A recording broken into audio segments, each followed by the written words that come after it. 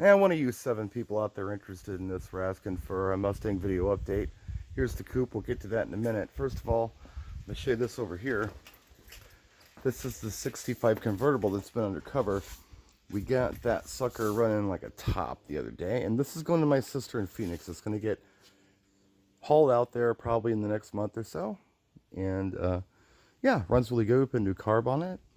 It's a C-code 4-speed convertible. Really nice car. But yeah, that one's done and ready to go.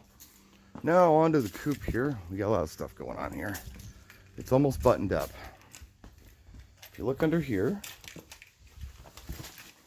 I don't know if you can see it or not, but we've got the third member all rebuilt. Andy did that the other day. That's all set. If you look way under here, you probably can't see, but the transmission just got all rebuilt too. So everything's rebuilt on this drivetrain. Then up here, an Edelbrock AVS2 on it, and we just installed the kickdown cable going to the freshly rebuilt trans. Next, we're just gonna go ahead and put some new hose clamps on here because these are cheap, and then we can drop it and take it for a test drive. We got her all buttoned up.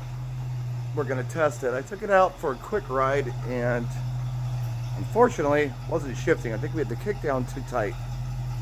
So let's see if we got it adjusted right. Andy's gonna go ahead and put it on the road. We hear it going to at least second gear.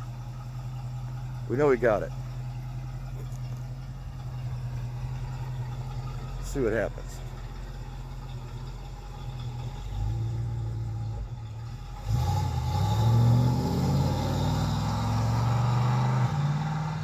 I think that was second. That was third. All right, now so we got that worked out. We're gonna go for a little ride in a minute and talk to the guy at the alignment shop about getting an appointment to get this front end right. We're just off for a little ride. We're gonna stop and see some people. We're working out some bugs. Feels pretty good.